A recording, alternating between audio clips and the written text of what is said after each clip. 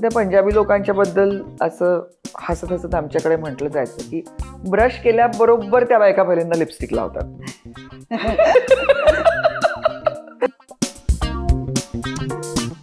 तुला काय वाटतं चिनू, कलाकारांचं काय योगदान असतं?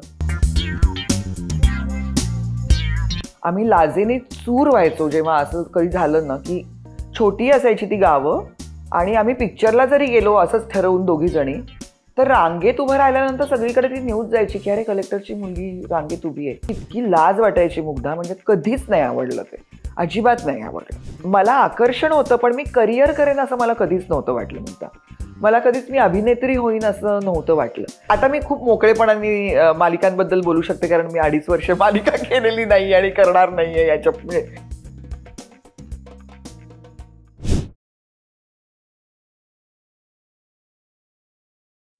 नमस्कार, मी मुग्धा गोडबोले. आर पार वुमन की बात या सेगमेंटमध्ये पुन्हा एकदा आपलं सगळ्यांचं मनपूर्वक स्वागत. आज आपल्याला भेटायला जी आली आहे ती एक उत्तम अभिनेत्री आहे आणि त्याहीपेक्षा एक संवेदनशील व्यक्ती आहे. खूप स्वच्छ विचारांची स्त्री आहे आणि मला तिच्याविषयी खूप कौतुक वाटतं अनेक वेगवेगळ्या कारणांमुळे. भेटूया चिन्मयी सुमित हिला. नमस्कार चिनू, सगळ्यात आधी मनापासून आभार, तू आलीस, गप्पा मारायला तयार झालीस. आणि बऱ्याच गोष्टी खरं सांगायचं तर तुझ्या बाबतीतल्या मला माहितीच आहेत, पण अशाही अनेक गोष्टी आहेत ज्या मला माहिती नाहीत कारण असं कधी बसून बोलणं होत नाही. त्याचसाठी मी हो म्हटलं यायला की एक चान्स गप्पा मारायचा. पहिली महत्वाची गोष्ट म्हणजे तू एकाहून एक उत्कृष्ट साड्या नेसत असतेस आणि तू खूप छान तयार होतेस नेहमीच. तर मला असं वाटतं तुझ्याविषयी की ही दृष्टी तुझी तू कमावली आहेस का तुझी आहेच मुळात? नाही, खरं तर संस्कार माझ्यावरती लग्नानंतर झालेत. हे मी आधी फारच बेफिकीर असायचे, म्हणजे आपण कसे दिसतो ह्याच्याकडे लक्ष न देता आपण कसे असतो हे महत्वाचं असतं वगैरे असे ते एक असतं, तसं होते मी. पण सुमित किंवा सुमितची आई, स्पेशली सुमितची आई, त्या मफतलाल्समध्ये नोकरीला होत्या आणि त्या रिसेप्शनिस्ट होत्या. तर त्यांचं माझं घर, मी जिथे राहायचे लग्न आधी, ते चर्चगेटलाच होतं आणि त्यांचं ऑफिस तिकडे होतं आणि ऑफिसमध्ये त्यांच्या उत्कृष्ट चहा मिळायचा म्हणून मी त्यांना भेटायला जायचे.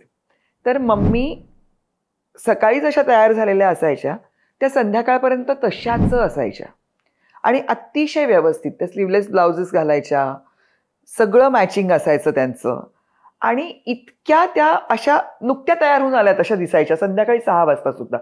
तर मी त्यांना विचारायचं तुम्ही अशाच कशा दिसतात? तर त्या म्हणाल्या मी 2-3दा तयार होते मध्ये. सो घरी जाताना त्या परत तयार होऊन घरी जायच्या की घरी आल्यानंतर सुद्धा त्या सगळ्यांना तितक्याच फ्रेश वाटायच्या, म्हणजे मराठी सिरियल्सच्या भाषेत सांगायचं तर एकदम फ्रेश. त्याच्यावर त्यांना जाऊन फ्रेश होऊन यायला लागायचं नाही घरी आल्यानंतर. तर त्यांना बघून मी खूप गोष्टी शिकले कारण माझी आई प्राध्यापिका होती. आई कॉटनच्याच साड्या नेसायची. आई फक्त कॉटन आणि सिल्क नेसायची, त्याच्या व्यतिरिक्त काही, आणि खादी.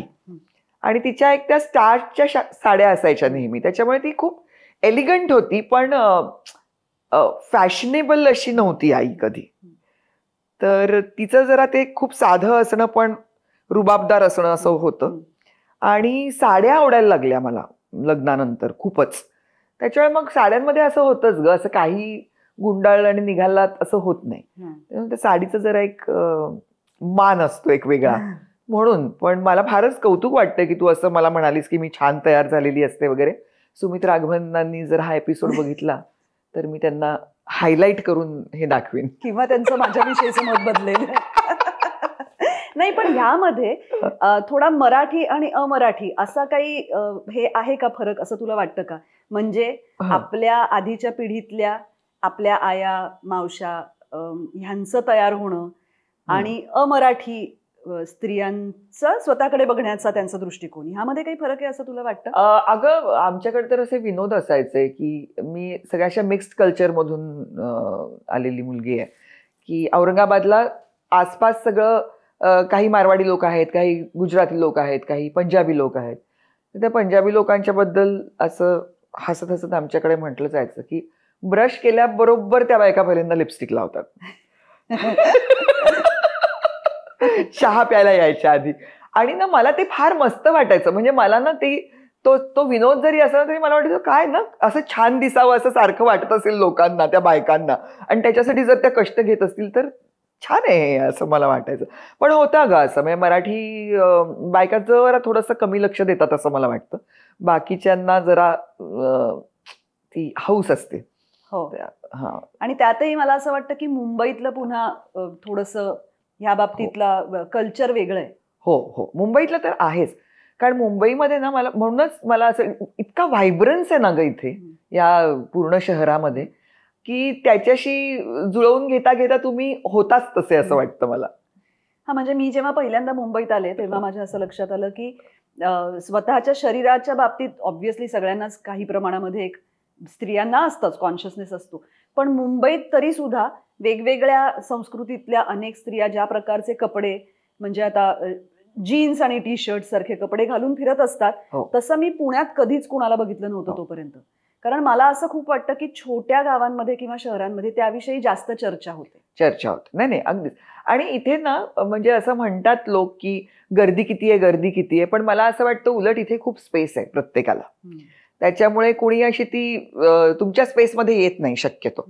म्हणजे कधी कधी आपल्याला असं वाटतं पण की काय घातलंय असं, पण इथे बोलत नाही कुणी असं. ते पुण्यामध्ये, म्हणजे मला आठवतंय पुण्यात मी SP कॉलेजमध्ये शिकत होते, तर एकदा कधीतरी मी असा पंजाबी ड्रेस तेव्हा जो म्हणायचो ज्याला, तसा मी घालून गेले होते, पण मी ओढणी घेतली नव्हती.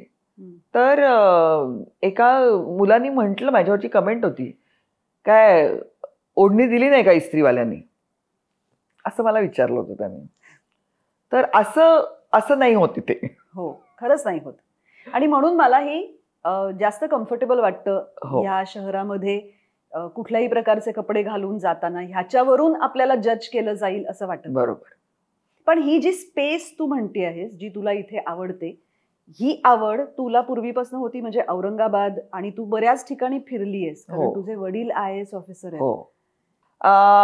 अगं ऍक्च्युली खरं सांगू का, कसं झालं मला की IAS ऑफिसर असलेले वडील आणि दुसरीकडे प्राध्यापिका असलेली आई, ह्याच्यामुळे ना काय म्हणू बरं, best of both the worlds असं मिळाल्यासारखं झालं. आणि ती स्पेस आम्हाला होतीच नेहमीच.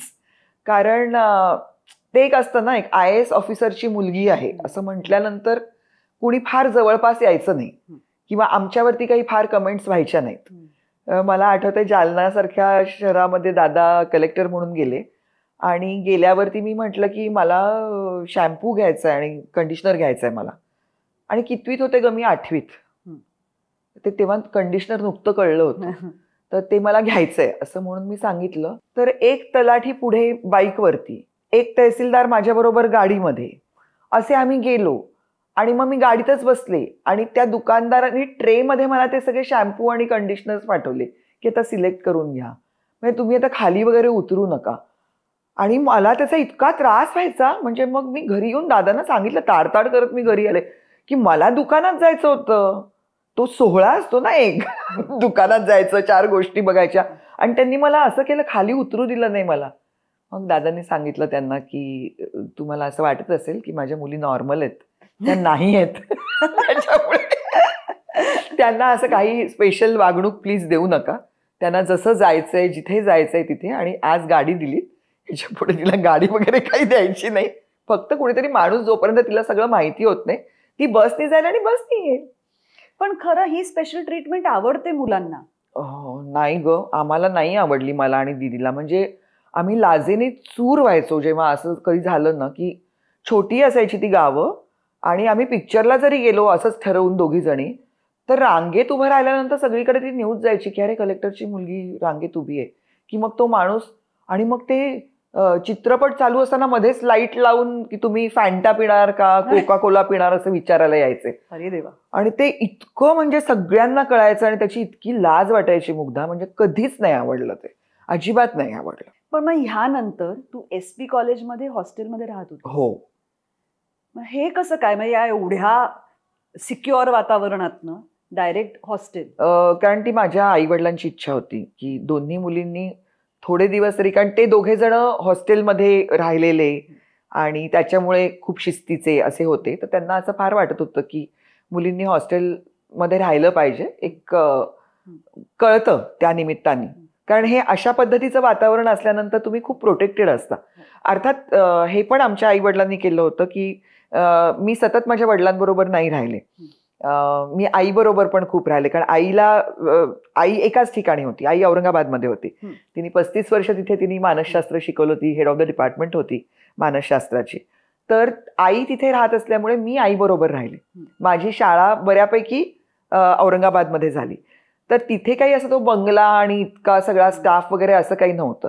मग आईचं जे घर असायचं ते 1 बेडरूम किचन हॉल सारखं घर असायचं.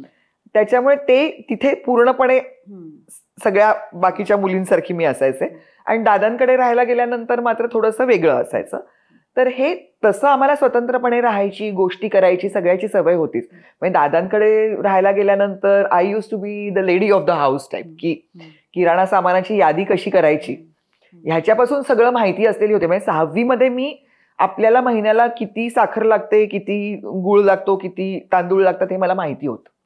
हा, कारण ह्या गोष्टी आईला बघून बघून शिकले होते. आणि आई सगळ्यात घ्यायची आम्हाला बरोबर. म्हणजे मुली आहेत, लहान आहेत अजून, त्यांना काय कळतंय हे कधीच आई दादांनी म्हटलं नाही आमच्या बाबतीमध्ये. त्याच्यामुळे ह्याची सवय होती. पण तरी सुद्धा त्याच्यापेक्षा त्यांना असं वाटत होतं की आम्ही स्वावलंबी व्हावं बहुतेक. त्याच्यामुळे मग मी SP ला होते. आणि बदलीमुळे काय व्हायचं का, शाळा माझ्या म्हणजे 10वी पर्यंत मी 6 शाळा केल्या. पण निदान मग एक ग्रॅज्युएशनच्या वेळेला तरी सलग एका ठिकाणी राहून मी शिकावं म्हणून ते SP ची निवड केलेली होती. आणि मग मी हॉस्टेलमध्ये राहिले SPच्या. छान होतं ते. तर मला सांग चिनू, की वडील IAS ऑफिसर, आई मानसशास्त्राची प्राध्यापिका, शिवप्रिया कविता करते. हो. आणि उत्तम कविता करते. हो. तू अभिनेत्री. तुम्ही दोघींनी शैक्षणिक क्षेत्रातच पुढे काही करावं किंवा तुझ्या वडिलांसारखं काही करावं असं कधी काही तुमच्यावरती प्रेशर होतं का? हा तुमचा सर्वस्वी तुमचा निवड तुमची होती? नाही, निवड आमचीच होती. ऍक्च्युली कसं झालं होतं, आई माझी गिरीश कर्नाडांबरोबर संस्कृत नाटकात काम करायची. म्हणजे दोघांमध्येही अभिनय गुण होता. दादा आई दोघंही उत्तम काम करायचे. त्याच्यामुळे नाटकाची अभिनयाची आवड होतीच. आणि दादांचं असं होतं की दादांचे मित्र श्रीराम लागू, मोहन गोखले हे दादांचे मित्र, निळू फुले. त्याच्यामुळे ते कधीही मराठवाड्यात दौऱ्यावरती असतील तर ते आपल्याच घरी राहणार आणि असं सगळं वातावरण असायचं. त्याच्यामुळे मला आकर्षण होतं. पण मी करिअर करेन असं मला कधीच नव्हतं वाटलं. मुद्दा मला कधीच मी अभिनेत्री होईन असं नव्हतं वाटलं. आणि औरंगाबादला कसं होतं ग, जरा चुणचुणीत जी पोरं असतील ना ती सगळीकडेच असायची. की मग आकाशवाणीच्या नाटकांमधून माझी सुरुवात झाली. तर ती खूप मौज वाटायची तेव्हा. ते आकाशवाणीचं वातावरण, ते आकाशवाणीचं घड्याळ, मग तिकडे मिळणारी चॉकलेट्स, आणि मग ते कसा तो कागद असा अलगद सोडायचा खाली आणि उलटायचं नाही पान, असं सोडून द्यायचं खाली, किंवा व म्हणायचं नाही आणि म्हणायचं. हे सगळ्या गोष्टींना मला त्याचं फार आकर्षण होतं. मी रमायचे त्या वातावरणामध्ये. त्याच्यामुळे आईला असं कधीतरी वाटलं होतं की तू करणार का हे असं. तर मी आईला म्हणायचं नाही ग, मला नाही करायचं. आणि माझं ठरलंच नव्हतं की मला काय करायचं. मला वाटतं तेव्हा पण मला ना माझे वडील फार चिडवायचे, काही नाही ही काही ठरवणार नाही आणि मग लग्न करून घराचे पडदे बदलणार आणि गोष्टींना फोडण्या घालणार, एवढंच करणार असं. आणि शाळा मी खूप बुडवायचे, का मला अजिबात शाळा आवडायची नाही. तर मग माझे वडील म्हणायचे मग काय चिनू असं, म्हणजे भांडी घासणार का असं दर वेळेला ते मला म्हणायचे. मग काय चिनू भांडी घासणार का? तर मी म्हणायचे हो, आणि मी उत्तम घासीन भांडी, माझ्यासारखी कोणीच घासणार नाही भांडी. त्याच्यामुळे माझं ठरतच नव्हतं मला काय करायचंय. ते दिदीचा कल होता साहित्याकडे, त्याच्यामुळे दिदी लिहितच होती. दिदी खूप लवकर लिहायला लागली. म्हणजे मला वाटतं दिदी 14 वर्षाची असताना ती बालकुमार साहित्य संमेलनाची दिदी हे होती, अध्यक्ष होती इचलकरंजीला. तर तिचं होतं ते ठरलेलं. पण दिदीच्या बाबतीत पण असं होतं की सायकोलॉजी घेतलं तिने BA ला, आणि आईचा विषय म्हणून तिने भारी प्रेमाने घेतला तो विषय, आणि नंतर काय केलं नाही त्याच्यात. नंतर लिटरेचरमध्ये MA केलं. तर त्याच्यामुळे ते मला कळलं होतं की यात काय राम नाही म्हणून. असं काय आपल्याला सायकोलॉजी वगैरे करायचं नाही. त्याच्यात स्टॅटिस्टिक्स होतं आणि माझं आणि गणिताचा 36चा आकडा. त्याच्यामुळे मी म्हटलं नाही बाबा, स्टॅटिस्टिक्स असतं, आकडेमोड करायला लागते, सायकोलॉजी घेऊन सुद्धा, तर कशाला घ्यायचं, नाही मला नाही करायचं त्याच्यात. तर मी सोशॉलॉजी मला आवडलं होतं. हिंदी मला खूप आवडायचं. अच्छा. त्याच्यामुळे मला हिंदी किंवा मराठीची शिक्षिका व्हायचं होतं माझ्या आयुष्यात. त्याच्यामुळे ते तिथे न जमल्यामुळे आता मी मालिकेच्या सेटवरती दिसतील त्यांना मराठी शिकवत असते. आणि स्क्रिप्ट आल्यानंतर शुद्ध लेखनातल्या हो. विरामचिन्हातल्या चुका काढणे हो. हा एक अत्यंत आवडता उद्योग आहे माझा. पण मी तुला त्या बाबतीत एक छोटीशी गोष्ट अशी सांगू इच्छिते की बरेचदा लेखकांना त्या चुका करायच्या नसतात. नाही त्या टायपिंग मध्ये म्हणजे आता दुसरा हा शब्द अनेकदा बाय डिफॉल्ट दुसरा असा येतो. हो तर मला स्वतःलाही याचा खूप त्रास होतो आणि दुःख होतं हे सगळं असं बघून. पण कधी कधी त्याला इलाज नसतो, अशी परिस्थिती निर्माण होते. पाय मोडलेले वगैरे असे हे म्हणजे त्या सिस्टीम मध्ये ते नसतात. नाही मान्य आहे मला. पण जेव्हा माझा लेखक तिथेच बसून हाताने लिहून देतो ना तेव्हा तो हे नाही सांगू शकत. कारण खरंच आत्ताच्या दैनंदिन मालिकांची परिस्थिती अशीच आहे की तो तिथे असा बसतो, तो लिहितो आणि त्याच्या कॉपीज काढून तिथल्या तिथे वाटून आम्ही सीन्स करतो. म्हणजे आता मी करत नाही कारण मी 2.5 वर्ष आता मी खूप मोकळेपणाने मालिकांबद्दल बोलू शकते कारण मी 2.5 वर्ष मालिका केलेली नाही आणि करणार नाहीये याच्या म्हणजे टेलिव्हिजन करत नाहीये म्हणून. पण फार चॅलेंजिंग आहे ते, फार चॅलेंजिंग आहे त्या पद्धतीने काम करणं. आणि लेखकांच्या पेशन्सला माझा सलाम. कारण मी मागच्या वेळेला जी दैनंदिन मालिका जी करत होते त्यावेळेला मी बघितलेलं आहे की माझा लेखक अंगामध्ये 104 ताप असताना सेटवरती येऊन अचानक काही कलाकार पोहोचू शकत नाही आहेत कुठून म्हणून सगळं त्याला बदलायला लागलेलं होतं. तो तिथे अक्षरशः असा हात कापत असताना तो ते लिहून काढत होता. आणि तिथेच कुठेतरी माझी मग ती तयारी व्हायला लागली होती की आपण नको करूया हे असं. पण तो राक्षस आहे. म्हणजे मला वाटतं की टेलिव्हिजन हा असा राक्षस आहे की त्याचं पोटच भरत नाही. देत राहायचं आणि मग ते महा एपिसोड्स आणि मग त्या 2 तुम्हाला असं वाटत असतं की आपली बँक आहे आणि मग एकदम महा एपिसोड येतो आणि मग ते तुमचे 2 एपिसोड त्याच्यात निघून जातात आणि मग परत काही नाही करायला असं जे होतं. आपण ह्याच्याविषयी बोलूच या हो. करण्याविषयी बोलण्यासारखं.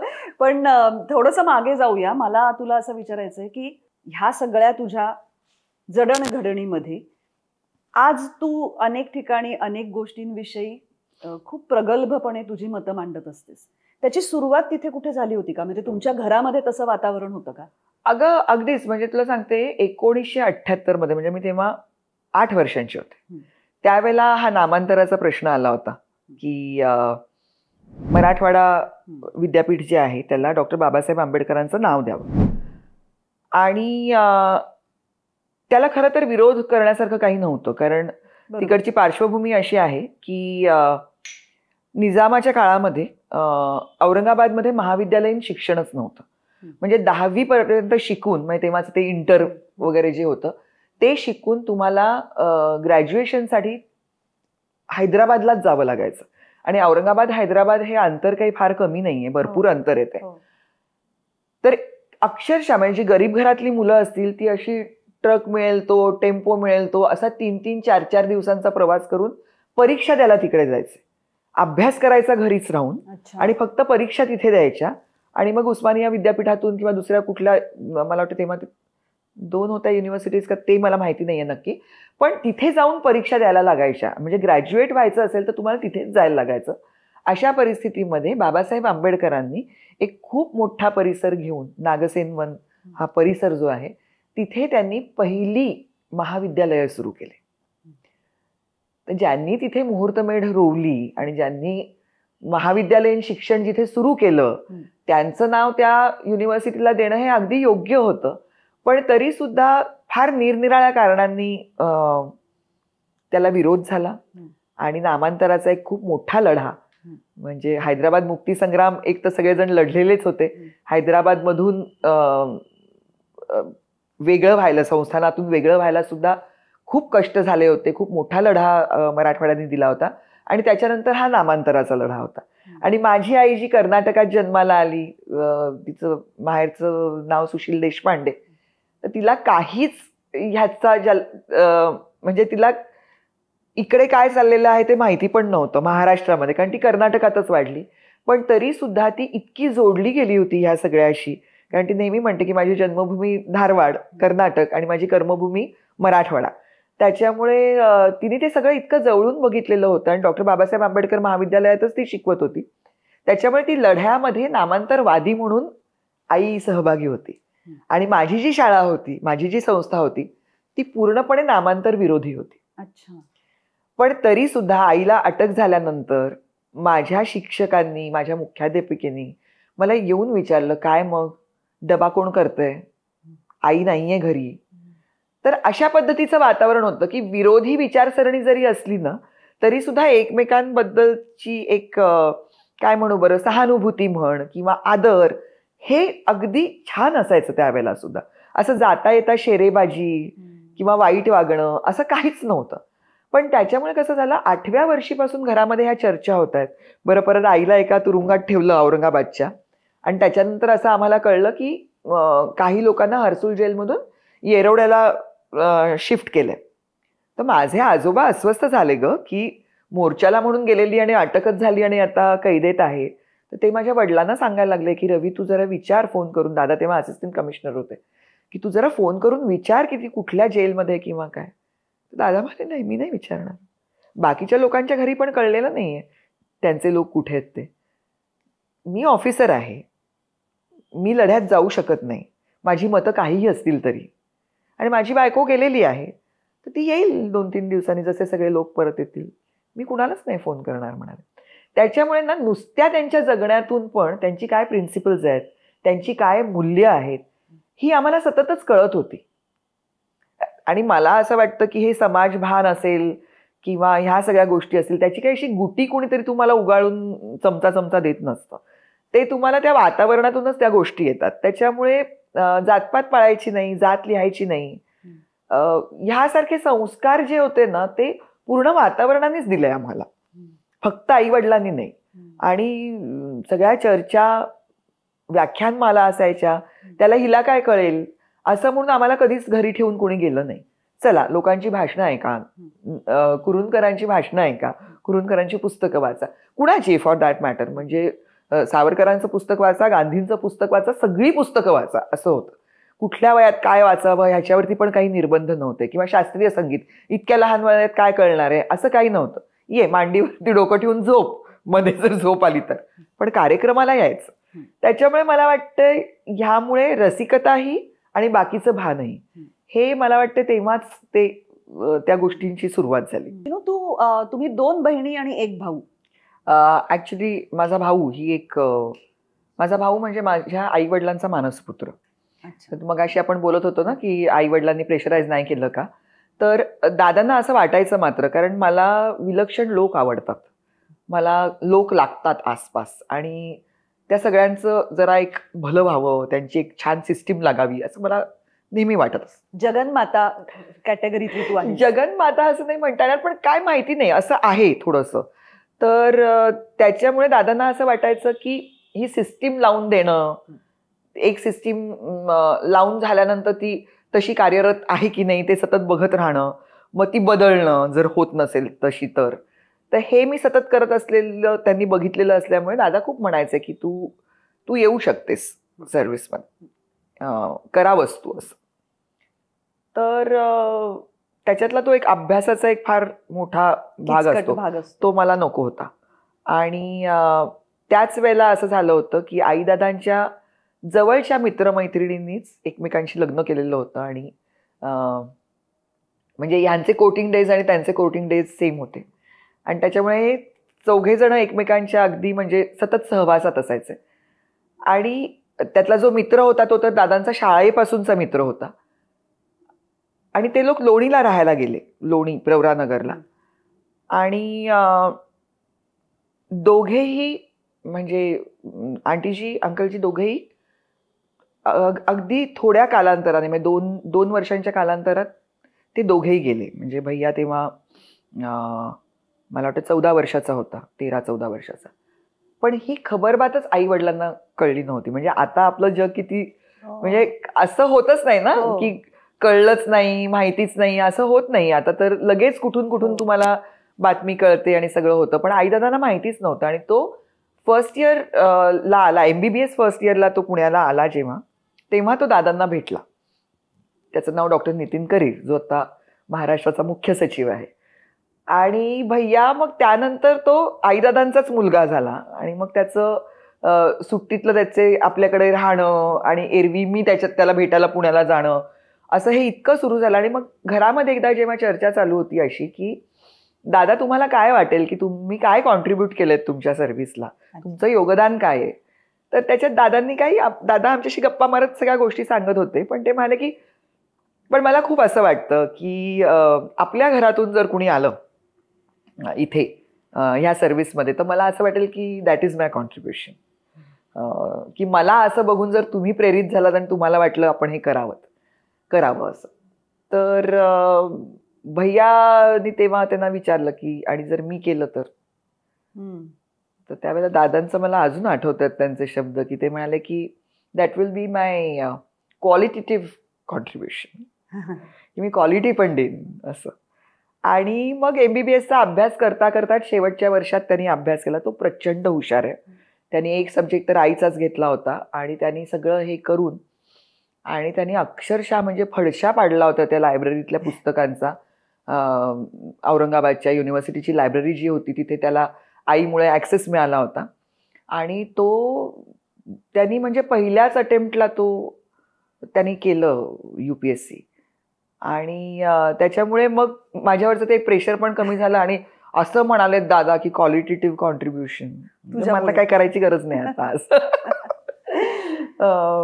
तर त्याच्यामुळे भैया हा खरंच म्हणजे असं आहे की माझी आता जीभ कचरते असं म्हणताना की आम्ही दोघी बहिणीच, तो आहेच. तू आता योगदानाबद्दल बोललीस त्यावरून माझ्या मनात एक प्रश्न असा येतोय की तुला काय वाटतं चिनू, कलाकारांचं काय योगदान असतं? कलाकारांचं काय योगदान असतं, मला असं वाटतं प्रत्येकच नागरिकाचं असतंच योगदान. तर हा जरा सुपिरियर नागरिक असावा अशी माझी अपेक्षा असते. कारण आपण जर तुम्ही स्वतःला सर्जनशील म्हणत असाल तर हेच की काहीतरी बदल आणू शकतो आपण. म्हणजे आत्ताचा माझा अनुभव असा होता की आपण दैनंदिन मालिकांबद्दल खूप बोलत होतो, पण कोविडच्या काळामध्ये जेव्हा सगळी थिएटर्स बंद होती, नाटक आणि सिनेमा हा पूर्णपणे आपल्या आयुष्यातला बंद होता, तेव्हा घरात येऊन जेव्हा मालिका बघत होते लोक, कारण तेवढीच इंडस्ट्री एक चालू होती आणि त्यावेळेला नुसता विरंगुळा नव्हे तर कित्येक लोकांना त्या एकटेपणामध्ये आपला सहवास मिळतोय असं वाटत होतं. आणि त्याची बूज खूप लोकांनी राखली होती की जे लोक करत होते ना कार्यक्रम ते सुद्धा असं काहीतरी प्लेझंट काहीतरी करावं, फार दुःखी काही करू नये ज्यांनी. तर मला वाटतं हीच गोष्ट आहे की एक 4 क्षण आपण कुणाला तरी एक चांगले देतो आयुष्यातला त्यांचा वेळ, ही खूप मोठी गोष्ट आहे असं मला वाटतं. आणि मग त्याच्या पलीकडे जाऊन मला असं वाटतं की प्रत्येक नागरिकाचं जे कर्तव्य असतं समाजाप्रती ते कलाकारांचंही असावं. आणि मी जे काम करते मराठी शाळांची सदिच्छा दूत म्हणून, तिथे मला असं वाटतं की जर माझ्या चेहऱ्याला एका पद्धतीची जर व्हॅल्यू आलेली असेल आणि मी जे बोलते आहे ते ऐकावंसं वाटत असेल समोरच्याला, तर मग अशा वेळेला काही गोष्टी बदलण्यासाठी आपला आवाज आणि आपला चेहरा वापरावा. पण मला एक सांग की आता ह्याविषयी ना समाज माध्यमांमध्ये खूप मतमतांतर असतात. म्हणजे नट हे नट आहेत, त्यांनी त्यांचं काम करावं, त्यांनी समाजातल्या आत्ताच्या घडणाऱ्या गोष्टींविषयी बोलण्याची काही गरज नाही. तुला काय वाटतं, बोलावं का बोलू नये? म्हणजे ओपनली अनेक विषयांवरती मुळात बोलावं नटांनी, कलाकारांनी, का त्यांनी बोलू नये? मला असं वाटतं नटांसाठी एक वेगळा रूल का लावावा. म्हणजे प्रत्येकच नागरिकाची जर जबाबदारी असेल की माझा समाज हा अधिक चांगला व्हावा अशी जर माझी तळमळ असेल तर प्रत्येकानेच बोलावं. आणि मग प्रत्येकानेच जर बोलायचं तर मग कलाकारांना का तुम्ही असं पण हे खूपदा होतं. म्हणजे मला पण हा अनुभव आहे. मी आता त्याचं नाव घेऊन सांगते. हेमंत ढोमेनी एकदा त्याचं एक काहीतरी मत होतं ते त्यांनी मांडलं, तर लगेच कोण आहे हा नट म्हणून तरी आहे का, हा म्हणून तरी आहे का, अशा काहीतरी विचित्र कमेंट्स तिथे करत होते. त्यावेळेला मी तिथे लिहिलं फेसबुकवरती की हेमंत ढोमे हा कोण आहे, त्याचे वडील कोण आहेत, त्याचं शिक्षण काय आहे, लंडनला जाऊन शिकून आलेला मुलगा आहे. म्हणजे त्याचं आपल्याकडे खूप ग्लॅमर असतं ना, परदेशी जाऊन शिकून आलेले म्हणजे उच्च शिक्षित असं. तर तुमच्या सगळ्या त्या कॅटेगरीमध्ये तो बसणारा मुलगा आहे. त्याच्या वडिलांना राष्ट्रपती पदक आहे त्यांच्या पोलीस सेवेबद्दल. त्याच्यामुळे तो काय, त्याला काय कळतं असं नाही म्हणायचं. तर हे असं होतं की हा कोण आहे, ह्याला कोण ओळखतं. आणि त्याच्यानंतर तुम्ही माझ्या नाटकाला जेव्हा येणार किंवा जर तुम्हाला मी रस्त्यात दिसते तर तुम्ही सेल्फी घ्यायला तेव्हा येणार. माझा हात धरून खेचून माझ्या खांद्यावरती हात ठेवून एक सेल्फी काढून तो तुम्ही मीडियावरती टाकणार. पण जेव्हा मी काहीतरी तुमच्या मताशी न जुळणारं जेव्हा बोलीन तेव्हा ही आहे कोण, हिला ओळखतं कोण, असं होतं. तर तो जरी भाग असेल तरी मला खूपदा वाटतं की ज्या पद्धतीची कॉम्रेडरी लोक दाखवतात, म्हणजे नाट्य क्षेत्रातले, कला क्षेत्रातले लोक, की जर एखाद्यावरती अन्याय झाला आणि त्यांनी जर आवाज उठवला तर त्याच्या बरोबरीने एक साखळी तयार होते. ही सुद्धा समाज माध्यमांमुळेच गोष्ट शक्य होते. त्याच्यावरती दुधारी तलवार असल्यासारखं आहे की ते इथून असं आहे तिथून तसं आहे. निश्चित आहे. फक्त मला याच्यामध्ये प्रॉब्लेम एकच वाटतो की अनेकदा चांगल्या विषयावरती बोलायला लोक कचरतात, कारण त्याच्याविषयी खूप नेगेटिव्ह कमेंट्स येतात किंवा त्याच्याविषयी खूप टीका पुढे. आणि समाज माध्यमांमध्ये जी माणसं कमेंट्स करतात ते सगळे ज्याला फेसलेस मॉन्स्टर्स म्हणतात तसे असतात. चेहरे नसलेली फक्त नावं असतात ते. त्याच्यामुळे त्या प्रमाणात जर त्यावर टीका व्हायला लागली तर माणूस हळूहळू असा विचार करायला लागतो की आपण हे बोलणंच बंद करावं. नाही होतं. मला असं वाटतं की माझ्याबद्दल पण अशा फेजेस होतात. म्हणजे एक नट होता कुशाल पंजाबी म्हणून, आणि ही कमिटेड सुसाईड. आणि त्याच्याबद्दलचं माझं असं होतं की मी हिंदीत एकच सिरियल केली, पण मोठी सिरियल केली, आणि त्यावेळेला ते अवॉर्ड फंक्शन्सना जाणं हे तुम्हाला मॅन्डेटरी असतं. म्हणजे त्याला काही तुम्हाला अनिवार्य आहे ती गोष्ट. त्याच्यामुळे तर तिथे जेव्हा जायचं ना तेव्हा नेहमी मी बघायचे की हा इतका उत्फुल्ल मुलगा, आणि तो ज्या ग्रुपमध्ये असेल ना तिकडे तो काहीतरी चुटके सांगायचा, काहीतरी गोष्टी करायचा, मिमिक्री करायचा, आणि सगळे भोवती असायचे ग त्याच्या लोक. म्हणजे ते असं म्हणतात पार्टी की जान जसं म्हणतात ना, तसा तो असा एक अतिशय चैतन्य असलेला असा मुलगा होता. त्याच्यावर त्याच्याकडे नेहमी लक्ष जायचं. मी त्याची कुठली सिरियल वगैरे फार फॉलो नव्हती केली, पण मी हे बघितलं होतं त्याचं. आणि इतका उमदा मुलगा एक दिवस आत्महत्या करतो, तर मला फार दुःख झालं होतं त्या गोष्टीचं. आणि त्यावेळेला मी असं म्हटलं होतं की सर्दी खोकला झाला तर आपण मानसोपचार तज्ञ, सर्दी खोकला झाला तर आपण डॉक्टरकडे जातो, मन दुखलं तर का जात नाही. कारण सगळेच जण तेव्हा सांगायला लागले की ही वॉज डिप्रेस्ड, असं तसं ते कळायला लागल्या गोष्टी तेव्हा. आणि त्या संदर्भात मी एक पोस्ट लिहिली होती. आणि मुग्धा, आपण सगळ्यांनाच आपल्याला हार्मोनल इम्बॅलन्स आणि ह्या सगळ्या गोष्टींच्या ना तोंड द्यावं लागतं. मला प्रचंड PMSचा त्रास होत होता, प्रचंड म्हणजे प्रचंड. हातातून चमचा पडला तर मी रडायचे, इतकी मी हळवी झाले होते. आणि सुमित बिझी, कारण सुमितची सिरियल चालू होती जोरदार, त्याच्यामुळे तो रोज सकाळी आपला कामगार आपला निघतोय डबे घेऊन, हो भैरू उठला असं, हो अक्षरशः. त्याच्यामुळे मी त्याच्याशी काय बोलू हे असं झालं होतं. मुळातच वेळ कमी मिळायचा, त्याच्यात परत हेच सगळं बोलत बसायचं. तर त्यावेळेला मात्र मी डॉक्टर भाटवडेकरांकडे गेले होते, आणि मला फार, म्हणजे ती एवढीशी एक छोटीशी गोळी घ्यायची रात्री झोपताना, आणि त्याने तुमचं रडणं बंद होतंय 4 दिवसात, आणि तुम्हाला छान वाटू लागलं एकदम जग. ते किती मस्त आहे ना.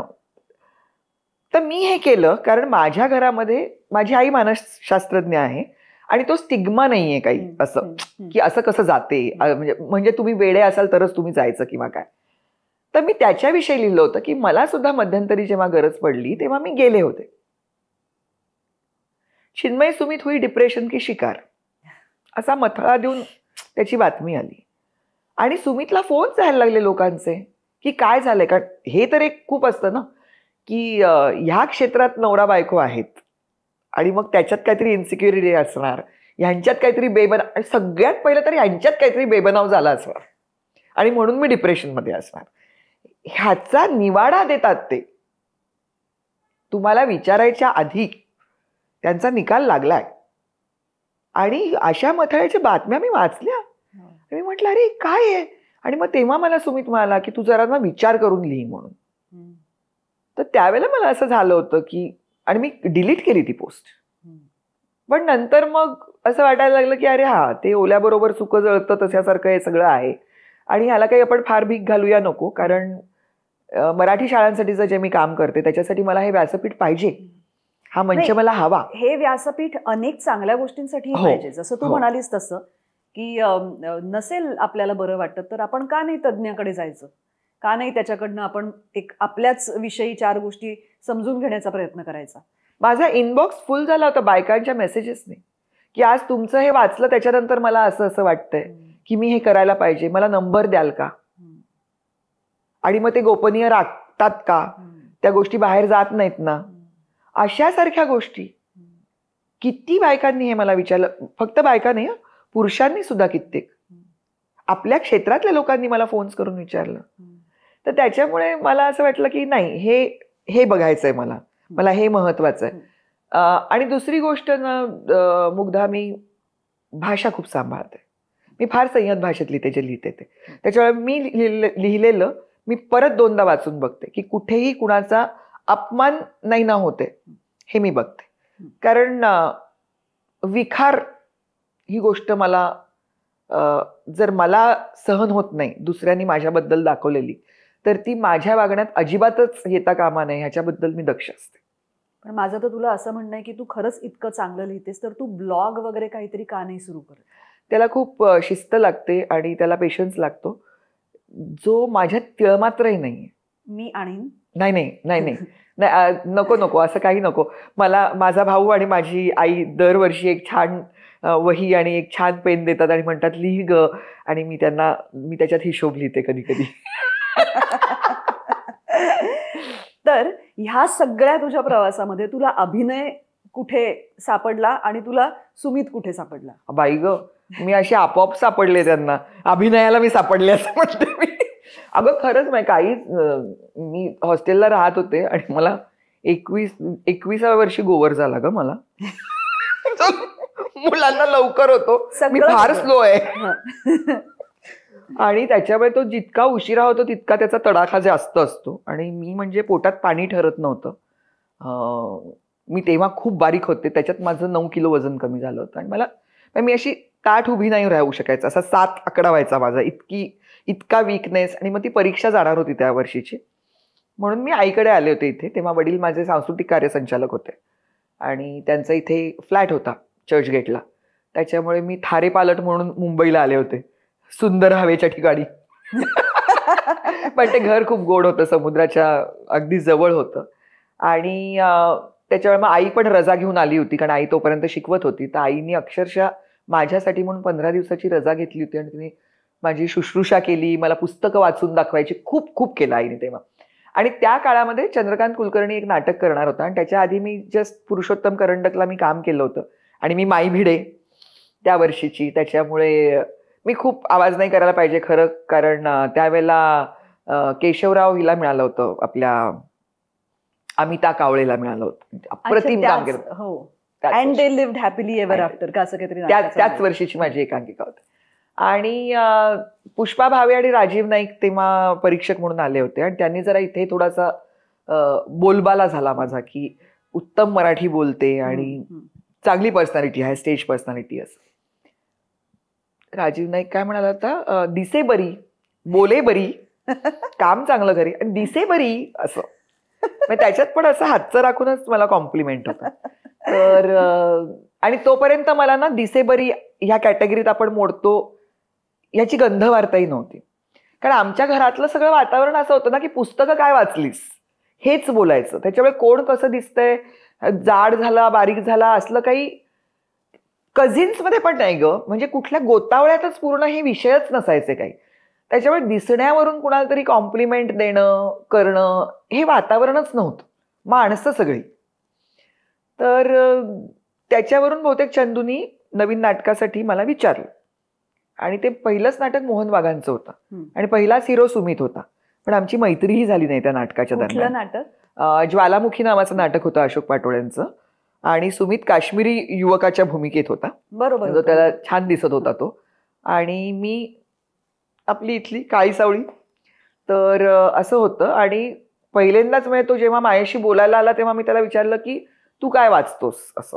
कारण मला असं वाटलं की सगळे नट खूप वाचतात आणि नटांनी खूप वाचलं पाहिजे असं तर वाटतं, अजूनही वाटतं. पण तेव्हा मला असं वाटायचं की सगळे जे नट, कारण मी जे बघितलेले नट होते ते मोहन गोखले, निळू फुले आणि श्रीराम लागू यांच्या हातात सतत पुस्तकं असायची आणि ते दादांशी बोलताना नेहमी पुस्तकांबद्दलच बोलायचे आणि एक वेगळी वैचारिक बैठक असलेली. हो, लोक होते सगळे. तर त्याच्यामुळे मी त्यालाही विचारलं की तू काय वाचतोस म्हणून. तर त्यांनी मला खूप अशी ना अगम्य नावं सांगितली की मला कॉम्प्लेक्सच आला की आपल्याला हे लेखक माहिती पण नाही आहेत की अशा नावाचे लेखक आहेत आणि हा मुलगा वाचतो. तर मी म्हटलं हो का रे, काय पुस्तकं आहेत त्यांची. मला एकाने अकाउंट्सचं गाईड लिहिलंय, दुसऱ्या आणि असं त्यांनी मला सांगितल्यानंतर म्हणजे मग काही म्हणजे काय बोलणार कुठल्या विषयावर. मग काय ती मैत्री आमची राहिलीच तिकडे व्हायची आणि त्याच्यात तो 19 प्रयोग करून हिंदी चित्रपट करायला गेला. त्याच्यामुळे तर मला तो अत्यंत काय बरं दुष्ट असा नट वाटला मला, की नाटक सोडून कितीही बदफैली वगैरे असं. तर त्याच्यामुळे तिथे मग संदीप मेहता काम करायला आला, त्याच्याशी खूप छान मैत्री झाली. तो आजवर माझा खूप चांगला मित्र आहे. आणि सुमितची काहीच नाही. आणि त्यावेळेला काय मोबाईल्स आणि मेसेजेस वगैरे असलं काहीच नव्हतं ना ग. तर नंतर कधीतरी घरातली एक डिरेक्टरी, ते नवीन वर्ष ती खिळखिळ झाली की दुसऱ्यामध्ये ते नंबर्स लिहायचे असायचे, तर ते आईने मला दिले. तेव्हा असं मागच्या पानावरती सुमितचा नंबर लिहिलेला होता आणि नुसता नंबर होता, त्याच्या आधी नाव वगैरे काही लिहिलं होतं. म्हटलं हा कुर्ल्याचा नंबर आहे, तर हा सुमितचा नंबर आहे. म्हणून मी फोन लावला, तर त्याच्या आईने उचलला. तर त्या मला अगं किती वर्षांनी तुझा फोन आला वगैरे. म्हटलं हो, मला वाटलंच नव्हतं की माझ्याकडे नंबर आहे, तो मला आज मिळाला. कुठे येतो? तो डेंटिस्टकडे गेलाय, पण तू नक्की त्याला फोन कर, कारण हल्ली कोणी फोन करत नाही त्याला म्हणाला. आणि मी नाही केला, मी विसरून गेले. आणि मग त्याच्यानंतर आणखी 1-1.5 वर्ष गेलं आणि फक्त एकच कारण नावाचं नाटक मला पणशीकरांनी विचारलं. तर मी म्हटलं मी करेन. तर त्यांनी मला सांगितलं तुषार किंवा सचिन खेडेकर असतील माझ्याबरोबर काम करायला. म्हटलं ठीक आहे. आणि असं तेव्हा नव्हतं ग, आपल्याला पणशीकरांनी नाटक विचारलं जाऊन नाटक करायचं. मी आधी स्क्रिप्ट वाचते किंवा काय, वसंत कानेटकरांचं नाटक पणशीकर स्वतः काम करणार, आशा काळे आणि श्रीकांत मोघे असणार त्याच्यात, पणशीकर स्वतः असणार. काही विचारायचंच नाही, जायचं रिहर्सलला, करायचं असतं. ते असंच वातावरण होतं तेव्हा. त्याच्यामुळे मी तेव्हा तो एशियाडचा प्रवास असायचा आणि तो 4 तासात आणि 3 तासात संपायचा नाही. 9-9 तास लागायचे पुण्याहून मुंबईला पोचायला. आणि तशी मी अशी आले आणि पणशीकरांच्या ऑफिसमध्ये गेले, तर एक मुलगा असा सिगरेट ओढत पणशीकरांच्या ऑफिसमध्ये बसलेला आहे, पाठमोरा. आणि तो सुमित राघवन होता. आणि तो मला म्हणाला कशी आहेस मैत्रिणी, असं तो त्याचं जी पद्धत आहे त्याने, तो म्हटलं अरे तू. तर मी त्याला विचारलं तरी तू काय करतोयस तिथे म्हणून. तर तो मला म्हणाला तुझी हरकत नसेल तर हे नाटक करतोय मी, असं म्हणाला. आणि त्याच्यामध्ये मग सुमित परत आला आणि ती जी मधली मुग्धा 3-3.5 वर्ष त्याच्याबद्दलची जी गेलेली होती, मी काम करतच राहिले इथे, पण तो चित्रपट करायला गेला जो खूप मोठा चित्रपट होता आणि त्याचं काहीच झालं नाही. सुमितनी उत्तम काम केलं होतं, पण तो चित्रपट कधी रिलीजच झाला नाही. आणि मग नाटक सोडून गेलेला असल्यामुळे इथेही काही परतीची वाट नव्हती. आणि त्यामधल्या काळामध्ये सुमितशी कुणीच संपर्क ठेवला नव्हता. म्हणजे ज्या मुलाला रक्तानी पत्र लिहितायत मुली आणि तो इतका मोठा स्टार होता की तू काय खेळशील, तू काय पेशील, असे लोक त्याच्या अवतीभोवती सतत फिरत असायचे. तो एकदम ह्याच्यात गेला होता, अंधारात गेला होता. आणि पणशीकरांना पण कसं सुचलं की त्याला विचारावं, आणि काय काम करायचं तो फक्त एकच कारणमध्ये. अप्रतिम काम करायचं सुमित. आणि ते जे होतं ना त्याचं, की इतके दिवस त्याचं ती जी भूक होती ना परत एकदा रंगमंचावरती यायची, त्याच्यामुळे नट म्हणून पण तो खूप पुढे गेला होता, माणूस म्हणून तो खूप बदलला होता. आणि सगळंच everything was so beautiful about him की त्याच्या प्रेमात न पडणंच नवल होतं. तर त्याच्यामुळे मग तो तसा भेटला आणि तिथे आमची घट्ट मैत्री झाली. म्हणजे पहिल्यांदा ज्वालामुखी करताना आम्ही असं छान मिठी मारायचो त्याच्यामध्ये वगैरे असं होतं. पण आलो की हाय म्हटलंय की नाही आज आणि जाताना बाय म्हटलंय की नाही हेही मला आठवत नाही, नव्हतंच. म्हणजे असं काही ते इथे नाही तू जरा तो सीन वेगळा कर, तू नको करूस तसा, तू फार घाई करतेस तिकडे बोलताना. किंवा मी सुमितला म्हणणं की सुमित नाही रे, ती एंट्री जरा वेगळी करून बघूया आपण तुझी. असं आम्ही एकमेकांच्या भूमिकेसाठी सुद्धा काहीतरी कॉन्ट्रीब्यूट केलं त्या काळामध्ये. आणि त्याच्यामुळे ती मैत्री खूप छान झाली. मग आम्ही रिहर्सलच्या दरम्यान लवकर रिहर्सल संपली तर मग आज शिवाजी मंदिरला कुठलं नाटक येते बघूया. आणि मग घरचे विचारायला लागले आम्हाला की काही आहे का, आणि असेल तर छान आहे असं. तर मला भयंकर त्रास झाला. तर मी आईला म्हटलं अगं मी नाटकांना काय 4 गेले तर तुला एकदम तू असं तुला वाटतं, तर म्हणजे ह्याच्यापेक्षा जास्त वेळा ज्यांच्याबरोबर नाटकं बघितले त्याचे कित्येक मित्र आहेत, त्यांच्याबद्दल तुम्हाला कधीच नाही विचारलंयस असं. तर आई म्हणाली बघ ना म्हणजे बघ तर असं ते होत मग असं वाटलं कुठेतरी की काढू शकू आयुष्य बरोबर. पण मला लवकर लग्न करायचं होतं, कारण मला फार असं माझं ठरलेलं होतं की 27व्या वर्षी एक मूल, 30व्या वर्षी एक मूल, 30ची नंतर नो प्रेग्नन्सी, नो मुलं बाळं, कारण तेवढंच अंतर राहायला पाहिजे आपल्यात वगैरे. अशा माझ्या खूप काही कल्पना होत्या. आणि त्याच्यासाठी जरा सुमित म्हणजे आम्ही दोघे जण, मी 26 वर्षाची आणि तो 25 वर्षाचा, असं आमचं लग्न झालं. त्याच्यात आणि माझ्यात 7 महिन्यांचं अंतर आहे सुमितमध्ये आणि माझ्या. तर it was late for me. म्हणजे तसं बघायला गेलं तर 26व्या वर्षी काय लग्न करते असं कुणी म्हणत होतं मला. लवकर व्हायला पाहिजे होतं लग्न, पण त्याच्यासाठी ते लवकर होतं. म्हणजे सुमित 26व्या वर्षी बाप झाला. पण मग त्या काळामध्ये एकतर इंटरकास्ट आणि मुलगा लहान तुझ्यापेक्षा, मग ह्यावरून काही कुठे चर्चा घरी काहीच नाही ग. आम्ही तुला सांगते ना, आमच्या आयुष्यात थ्रिलच नाही काही, माझ्या आणि सुमितच्या. ही चांगली म्हणजे असं नाही, मला फार असं वाटत होतं, म्हटलं काय रे, कुणीतरी विरोध करा, कुणीतरी काहीतरी म्हणा, तुम्ही सगळेजण सारखं आपलं लग्न करा करताय, काय अर्थ आहे का याला? काहीच नाही ग. कारण दोन्हीकडच्या आई वडिलांची इंटरकास्ट लग्न, दोन्हीकडच्या आयांचे प्रेमविवाह. बरं, दोन्ही आया कर्नाटकातल्या, त्याच्यामुळे त्या अजूनही मला कळू नये म्हणून कन्नडमध्ये एकमेकींशी बोलतात, त्यांची घट्ट मैत्री झालेली. त्याच्यामुळे काहीच नाही. म्हणजे जर म्हटलं असतं की नाही आम्हाला लग्न करायचं, तर मग काहीतरी झालं असतं. पण लग्न करा ह्याच्यासाठी ते उत्सुकच होते दोन्हीकडचे लोक. थोडंसं असं माझ्या सासूबाईंना थोडीशी मात्र भीती वाटत होती. ती वेगळ्या पद्धतीची भीती होती की ही एका IAS ऑफिसरची मुलगी. कारण माझी एंगेजमेंट झाली तेव्हा दादा पिंपरी चिंचवडचे म्युन्सिपल कमिशनर होते. तर 3 एकरावरती मोठा बंगला, एवढं लॉन, घरासमोर स्विमिंग पूल, आणि बंगला म्हणजे अप्रतिम बंगला आहे तो. तर माझ्या सासूबाईंना असं खूप वाटत होतं की ही मुलगी ऍडजस्ट कसं करेल. कारण किती नाही म्हटलं तरी बेभरवशाचं क्षेत्र आहे. तर मग हिच्या जर खूप अपेक्षा असतील तर मग कसं होईल. इतके ह्यांच्या घरामध्ये नोकर चाकर प्रत्येक गोष्टीला, आणि इथे आपण सगळेजण स्वतः सगळ्या गोष्टी करतो, तर कसं होणार, ह्याची त्यांना थोडीशी काळजी वाटली होती. पण त्याच्या पलीकडे पण मला हाच पुढचा प्रश्न माझा हाच आहे की बेभरवशाचं क्षेत्र, तुम्ही दोघही जण अर्थातच तरुण, लहान, पुढे जरी भविष्य मोठं असलं तरी सुद्धा काय होणार आहे माहित नाही. त्यात लवकर मूल झालेलं, म्हणजे 26व्या 27व्या वर्षी मूल झालं.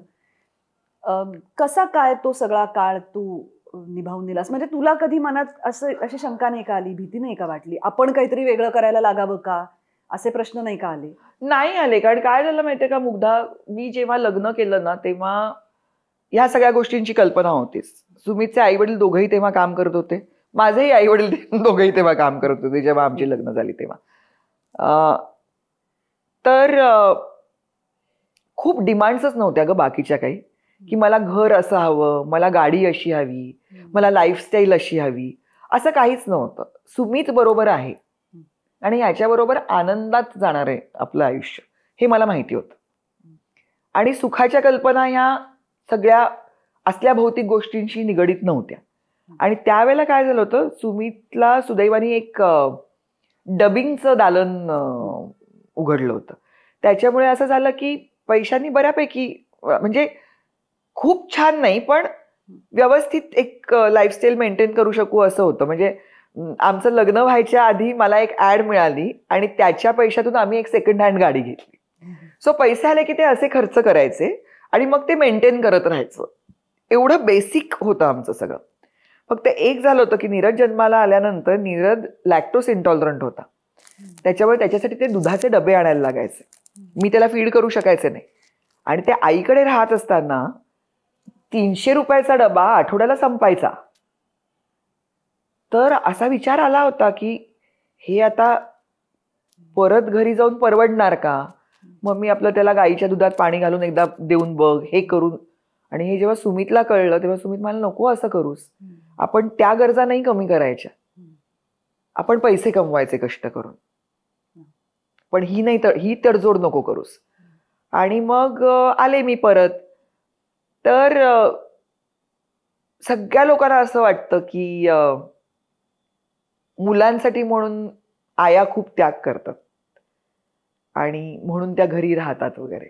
माझ्या बाबतीत हे थोडंसं वेगळं आहे. सुमितने वाटेल ते काम केलं. म्हणजे कित्येक भूमिका ह्या त्याचा जो वकूब आहे त्याला अगदीच कमी लेखणाऱ्या होत्या. एका सिरियलमध्ये तो ड्रायव्हरचा रोल करायचा आणि तेव्हा त्याने कधीच हे मनात नाही आणलं की मला हे नकोसं काम मी करतोय. त्यावेळेला त्यांनी हेच ठरवलं होतं की चिन्मयी घरी थांबलेली आहे नीरद बरोबर, तो वाढताना बघायला. आणि this was the luxury of my life, की मी असं म्हणणं की मला माझ्या मुलाला वाढताना बघायचं म्हणून मी काम करणार नाही, ही लक्झरी आहे, ही सगळ्यांनाच नाही परवडत. But I wanted to be there. म्हणजे माझ्या मुलाला मी किती हवे होते मला माहिती नाही, पण मला ते हवं होतं, मला ते सगळं जगायचं होतं. आणि त्याच्यासाठी सुमितने जे येईल ते काम केलं, कष्ट केले. तो तिथे शूटिंग करायचा, जाऊन डबिंग करायचा, वाटेल. आणि डबिंगला तर इट इज फेसलेस ना, तुम्हाला कोणी क्रेडिट पण देत नाही त्याचं, त्याला ग्लॅमर नाही, ग्लॅमर नाही काही. आणि तळमळ किती असते ना, आपलं दिसावं काम हे. त्यावेळेला आपण डबिंग करत राहायचं कारण दिवसाला 5,000 रुपये मिळतात म्हणून. आणि मुग्धा 12,000 रुपये कमवायचा ग सुमित तेव्हा पूर्ण महिन्याचे. आणि त्याच्यात आमचा संसार छान चालायचा, लोकांना भेटी देऊन, लोकांची घरी जेवणं करून, पार्ट्या करून, असं करून आम्ही छान राहत होतो. त्याच्यामुळे मला वाटतं हे असं त्यावेळेला केलं. मला असं वाटतं चिनू की एकूणच लोकांचा एका क्षेत्रातल्या, त्यातही ग्लॅमर क्षेत्रातल्या नवरा बायकोकडे बघण्याचा दृष्टिकोन वेगळा असतो. ही मराठी इंडस्ट्री छोटी आहे, त्याच्यामध्ये हाताच्या बोटावर मोजण्या इतकी स्टार कपल्स आहेत असं आपण म्हणूया, की म्हणजे दोघंही जण आणि दोघंही वेल नोन आर्टिस्ट आहेत.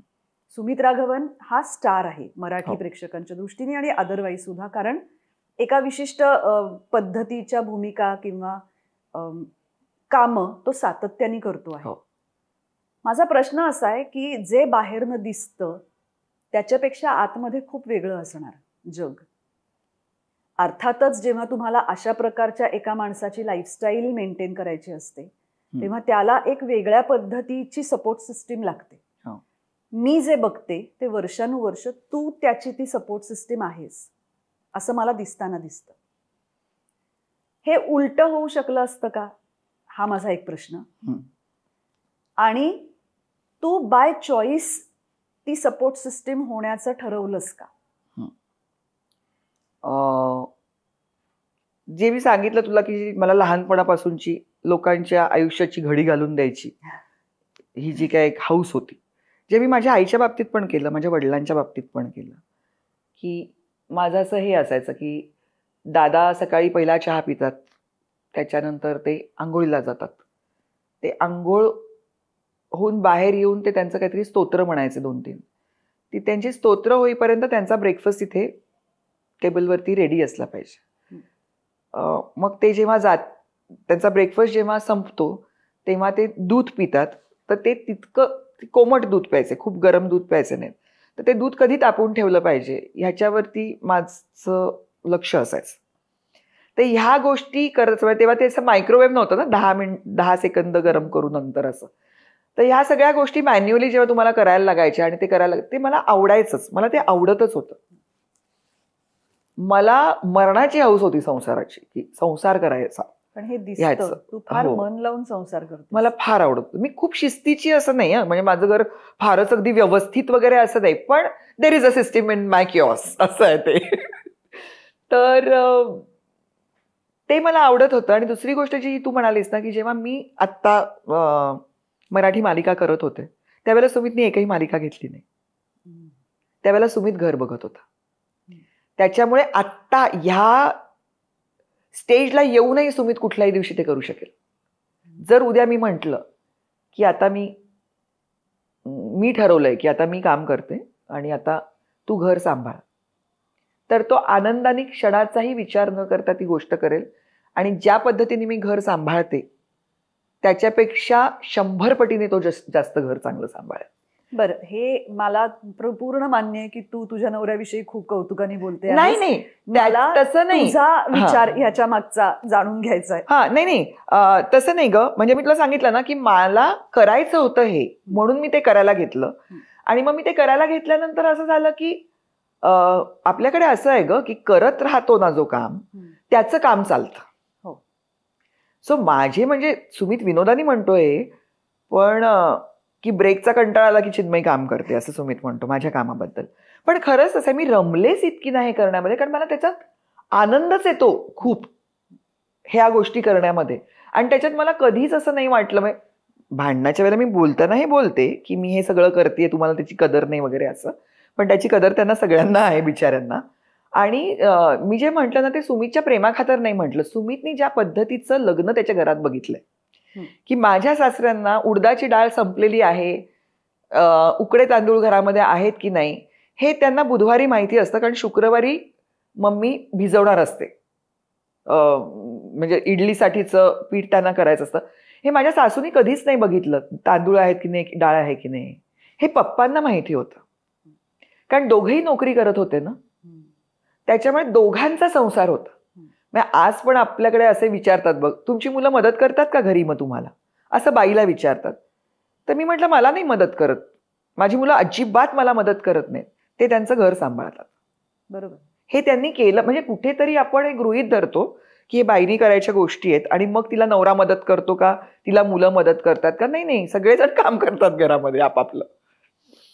तर ते सुमितनी तसं त्याच्या आई वडिलांच्या बद्दल बघितलेलं असल्यामुळे त्याला, आणि त्याला पण असंच आहे, त्याला भयंकर तो घरकोंबडा आहे, त्याला खूप आवडतं घरात राहायला. म्हणजे जर त्याला सुट्टी असेल ना तर तो कुठेच जात नाही, तो घर आवरत बसतो, तो त्याचं कपाट लावतो, तो त्या दिवशी कपडे वाळत घालतो. पूर्ण कोविडमध्ये मी एकदाही झाडू फरशी नावाची गोष्ट केली नाही. माझं घर मोठं आहे, रोज सुमितच करायचं, भांडी घासणं सुमितनीच केलं कोविडमध्ये.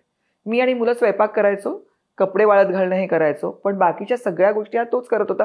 ते त्याला आवडतं म्हणून तो ते करू शकेल. पण तुम्ही जेव्हा, माझा मगाचा प्रश्न अशा ह्याने होता की स्टार कपल म्हणून जेव्हा तुम्ही लोकांसमोर येता तेव्हा ज्या पद्धतीने स्वतःला पोर्ट्रे करण्याची गरज असते, ज्या पद्धतीने तुमची इमेज जपण्याची गरज असते, हे खरंच महत्वाचं वाटतं तुम्हाला? तुम्ही तसं करता, त्यासाठी प्रयत्न करता? नाही ग, नाही, प्रयत्न नाही करत काही मी तर, खरंच नाही करत. म्हणजे मला तर कित्येकदा मी आत्ता जरा म्हटलं, इथे हा कार्यक्रम करताना पण असं आपलं मेकअप बद्दलचं जेव्हा बोलणं झालं होतं तेव्हा मी म्हटलं मला फार कंटाळा येतो मेकअप करायचा. मला असं असतं की छान साडी नेसायची, एक चांगले बरे दागिने घालायचे 2 आणि जायचं, अशी होते मी. पण आणि माझी खूप आजारपणं, वियर्ड आजारपणं झाली की पाठच मोडली, गुडघ्याची सर्जरी करावी लागली, असल्या सगळ्या गोष्टीहून खूप जाड झाले होते. आणि त्यावेळेला मग बाहेर जाताना खूप अशा कमेंट्स, आणि कधी कधी थोडंसं हे असतं, म्हणजे थोडी एक क्रुएल्टी असते ती की इनसेन्सिटिव्हिटी असते, क्रुएल्टी असते, कधी ती त्या लेवलला जातं ते की म्हणजे मी असं ऐकलंय की ही आहे त्याची बायको, कशी आहे ही, हिच्याशी कसं हे एक 22 वर्षाची मुलगी एका पार्टीमध्ये मला ऐकू जाईल असं बोलली होती.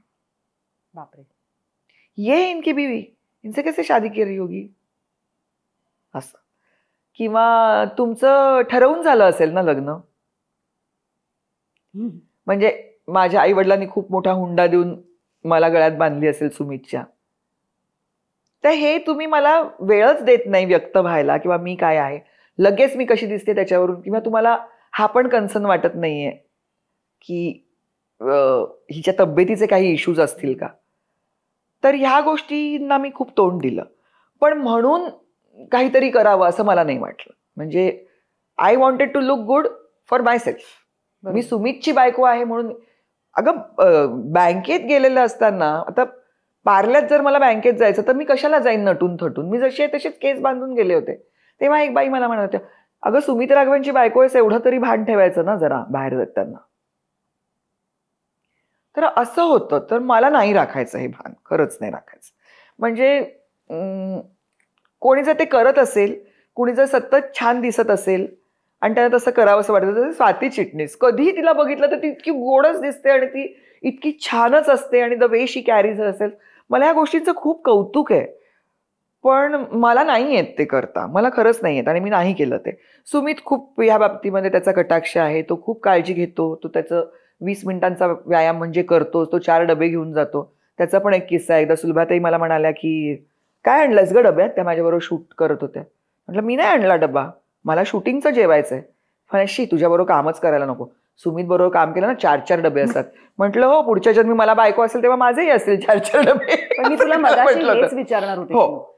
म्हणजे जेव्हा अर्थात घरातली माणसं घरातलं काम करतात वगैरे, मला सगळं मान्य आहे, पण तू जेव्हा शूटिंगला जातेस तेव्हा तू 4 डबे घेऊन जाशील ह्याची खबरदारी घरातली माणसं घेतात? नाही, ते सगळेजण विचारतात मला खूप आणि म्हणतात की हे करायला पाहिजेस तू म्हणून, पण मला शूटिंगचं तेलकट जेवण खूप आवडतं. मला माझ्या हातचं आणि माझ्या सिस्टीम मधलं जेवण खाऊन कंटाळा आलाय आता. त्याच्यामुळे मी नाही घेऊन जात डबे. म्हणजे बाकीचं सुकामेवा किंवा फिंगर स्नॅक्स जे असतात ना ते सगळे असतात माझ्याकडे, पण जेवण नाही. जेवणार मी शूटिंगचंच. पण मग मला सांग की हे जेव्हा अशा प्रकारच्या कमेंट्स पासून सगळं येतं तेव्हा ह्याचा परिणाम नाही का होत मनावर? इन्सिक्युरिटी नाही का येत? ह्याच्यामुळे प्रॉब्लेम्स क्रिएट होत नाहीत का? अगं आधी व्हायचं की, खूप त्रास व्हायचा, मी रडायचे, घरी येऊन रडायचे, खूप वाईट वाटायचं आणि असं वाटायचं की आता मी येतच नाही कुठे बाहेर. हे झाले की सगळे प्रकार. पण मला वाटतं की त्यावेळेला ती समजूत पण नसते ना, म्हणजे आपली पण समजूत तेवढी वाढलेली नसते. आता मला असं वाटतं की त्याच्यातून मी खूप शिकले की मी बायकांशी कसं वागायचं, मी इतरांशी कसं वागायचं. जे भाषेचं मी म्हटलं की तो जो संयम जो आला तो अशाच अनुभवातून मला वाटतं माझ्याकडे तो आला. आणि आता थोडंसं असं उत्तरं द्यायला शिकले मी, तिथल्या तिथे बोलायला शिकले. आणि सुमितचा हा मोठा हे होता की दिस इज युअर फाईट, मी तिथे तुझी बाजू घेऊन काहीच बोलणार नाही. तू लोकांना गप्प बसवायला शिक. आयदर तू लोकांना गप्प बसवायला शिक किंवा मग त्यांना ज्या चौकटीत तू बसायला हवी असते त्याच्यात तू बस. या दोन्हीपैकी एक तू काहीतरी करू शकतेस. आणखीन एक पर्याय नाही आपल्याकडे. आणि मग तू कुठला निवडलास? मी हा पर्याय निवडला की मी आता बोलायला लागले, मी आता सांगायला लागले. मी आता माझ्या जिम मध्ये एकदा एक बाई मला म्हणाल्या की अगं केवढी जाड झालीस तू. म्हटलं अहो म्हणूनच आले ना इथे. आणि तुम्ही नाही राहिलेल्या फार बारीक, असं आत्ता बोलू लागले. पण हे मला पहिल्यांदा नाही यायचं बोलता. याबद्दल चिनू मला तुला एक असं विचारायचंय की हल्ली झालंय काय की कुठल्याही वयाच्या स्त्रियांनी एका विशिष्ट पद्धतीचंच दिसलं पाहिजे असं एक प्रेशर आलंय. हो आहे. म्हणजे आता तिशीतल्या बायकांनी तर ऐन भरात त्या असतात, उत्तमच आहे. अभिनेत्रींनी त्यातही तुम्ही 40शीतही 40s इज न्यू 20s आणि 50s इज न्यू 30s वगैरे वगैरे, जे नैसर्गिक नाहीये त्यात बदल होणारच आहेत. ह्याचं कधी अभिनेत्री म्हणून प्रेशर येतं का तुझ्यावर? अगं काय मी नाही घेत प्रेशर. आत्ता बघ की, आत्ता मी आले तर माझे पांढरे केस दिसत असतील इथे तिथे. मी नाही करत त्या गोष्टी. मी नाहीच जात पार्लरला, मी नाही कोरत भुवया. तर ज्यांना ते करावं असं वाटतंय त्यांनी ते निश्चित करावं. म्हणजे आता मी ज्या पद्धतीचं नाटक करते त्या नाटकामध्ये मी अजिबात मेकअप न करता काम करून सुद्धा लोक मला म्हणतायत की अगं नाही दिसत आहेस तशी, त्याच्यासाठी आता काहीतरी वेगळा मेकअप करावा. असं की माझ्या डोळ्याखाली काळं आहे तर आहे काळं. नेहमी म्हणते की मी रोज रात्री जर 1:30 वाजेपर्यंत वाचणारी बाई आहे तर माझ्या डोळ्याखाली काळं येणारच.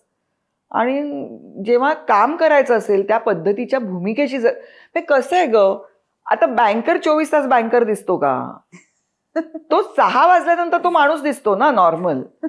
तर मी जेव्हा अभिनेत्री म्हणून दिसायचंय, मी एक कॅरेक्टर दिसायचंय, त्याच्यासाठीची जी गरज आहे ना त्याच्यात जर मी असा हे केला, फाजीलपणा केला, मी त्याला फाजीलपणा म्हणेन की नाही मी अशीच दिसणार आहे पण मी कुठल्या तरी एका मुलखाची राणी आहे, असं नाही चालत. तिकडे तुम्ही राणी दिसलं पाहिजे. त्याच्यासाठी मग तुम्हाला काय ते इथे एवढा जुडा घालायचा आणि ते दागिने घालायचे ते तुम्हाला घालायला पाहिजेत. ते तुम्ही नीट केलं पाहिजे. ते तुम्ही नीट दिसताय की नाही ते तुम्ही बघितलं पाहिजे. त्याचा तुम्हाला कितीही त्रास झाला तरी तुम्ही ते केलं पाहिजे. पण एरवी मी कसं असावं, मी कसं दिसावं, हा मला अधिकार आहे. आणि कुठल्याच म्हणजे हे जे म्हणतेस तू अननॅचरल, ते करणं किती घातक आहे ना. म्हणजे कित्येक लोक जीवानीशी जात आहेत हे करण्यामध्ये. तर मग काय हशील आहे ह्या गोष्टीत. त्याच्यामुळे मला नाही पटत. हा ऑफकोर्स मला कुणाला नाही वाटणार ग की आपण छान दिसावं, असं कुणाला नाही वाटणार. म्हणजे मला जर आता कुणी सांगितलं की तू या 2 गोष्टी रोज केल्यास तर तू 4 दिवसात तुझं 10 किलो वजन कमी होईल, तर मी विचार करीन नक्की त्याचा एकदा. पण त्याच्यानंतर मी ठरवीन की ते मला नाही करायचंय. ह्या सगळ्यामध्ये हम्म. आई म्हणून तू पुन्हा एक खूप वेगळी आहेस. तू खूप वेगळ्या पद्धतीने वाढवण्याचा प्रयत्न केला आहेस, मराठी शाळांमध्ये घालण्याचा प्रयत्न केला आहेस. हे 2 वेगळे प्रश्न आहेत अर्थात, पण ह्याविषयी तुझ्याकडनं ऐकायला आवडेल. हे फार चुकीचं बोलतात लोक असं मला वाटतं. मी खरंच नाही मुलांना वाढवण्यासाठी काय केलं, मी त्यांच्या वाढण्याच्या आड आले नाही, ह्याच्या पलीकडे मी खरंच नाही असं काही केलं. बेसिक गोष्टी असतात, जसं मी म्हटलं तुला की त्या घरातून मुलं शिकतात. जसं काम करणं ह्याच्या बद्दल मी मुलांना नेहमीच सांगितलं होतं की तुम्ही मला मदत नाही करायची, हे तुमचं काम आहे, तुम्ही करायचं. आणि जर नसेल करायचं तर ते तुम्ही नाही करायचं, पण ते तुमच्यासाठी दुसरंही कोणी करणार नाही. कारण माझ्याकडे माझ्या वेळा, सुमितच्या वेळा, ह्या सगळ्यामुळे नेहमीच एक 24 तासाची कोणीतरी ताई घरामध्ये असायची. पण तरी सुद्धा ताई पाणी दे असं नाही मुलांनी कधीच म्हटलं. की पाणी आपलं आपणच घ्यायचं, ताट आपलं आपणच उचलायचं. ह्या गोष्टी ज्या होत्या त्या एक छोट्या छोट्या गोष्टी जर सोडल्या तर तुम्ही अभ्यास किती वेळ करायचा, तुम्ही खेळायचं किती वेळ, ह्याच्याबद्दलची कुठली बंधनं आणि वेळापत्रकं मी कधीच माझ्या मुलांसाठी नाही बनवली. म्हणजे जर मी केली असेल मुलांना मदत तर ती एवढीच केली की मी त्यांना खूप शिस्त नाही लावली. आणि नीरद तर मला ॲबनॉर्मल म्हणाला होता एकदा.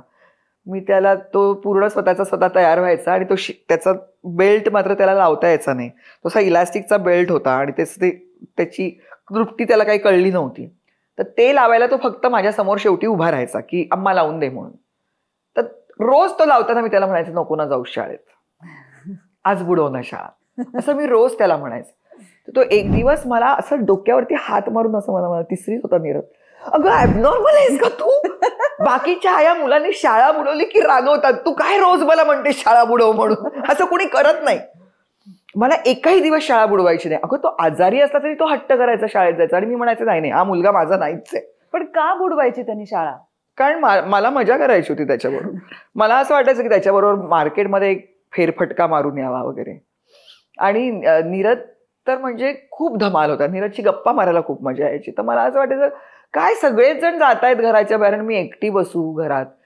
दियाची शाळा 2च तास असायची, त्याच्यावर तिचा काही एवढा प्रॉब्लेम व्हायचा नाही मला, ती मिळायची मला दिवसभर. म्हणजे 5-6 तास शाळा होती नीरजची आणि त्याच्यानंतर तो बास्केटबॉलची प्रॅक्टिस म्हणून शाळेत 7 तास थांबायचा तो शाळेत. तर मी त्याला रोज म्हणायचं की नको जाऊ शाळेत असं. तर एवढं जर सोडलं तर मुलं फार शहाणी होती त्यांचा पिंड असतो ना. नीरज प्रचंड अभ्यास होता, दियाला अजिबात अभ्यास आवडायचा नाही. तर अशा सगळ्या गोष्टी होत्या त्यांच्या. दोन्ही मुलं कम्प्लिटली वेगळी, पण त्यांची दोघांची एकमेकांशी खूप घट्ट मैत्री आहे. आणि नीरजला 96 वगैरे असे मार्क मिळायचे, 96 मार्क, 96% वगैरे.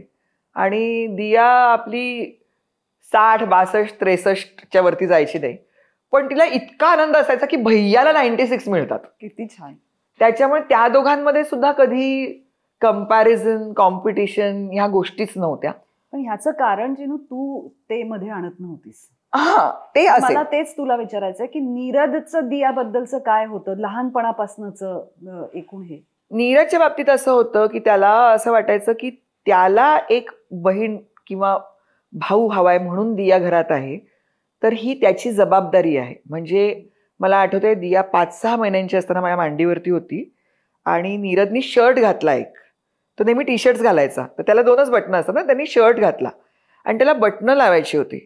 तर तो असा माझ्यापर्यंत आला आणि मला नको तू दियाबालाला बघ, आता मी मोठा झालोय, मी बटणं लावतो. आणि त्यांनी ती जरा तो खाली, तो म्हटलं अरे तू खालीवर लावशील?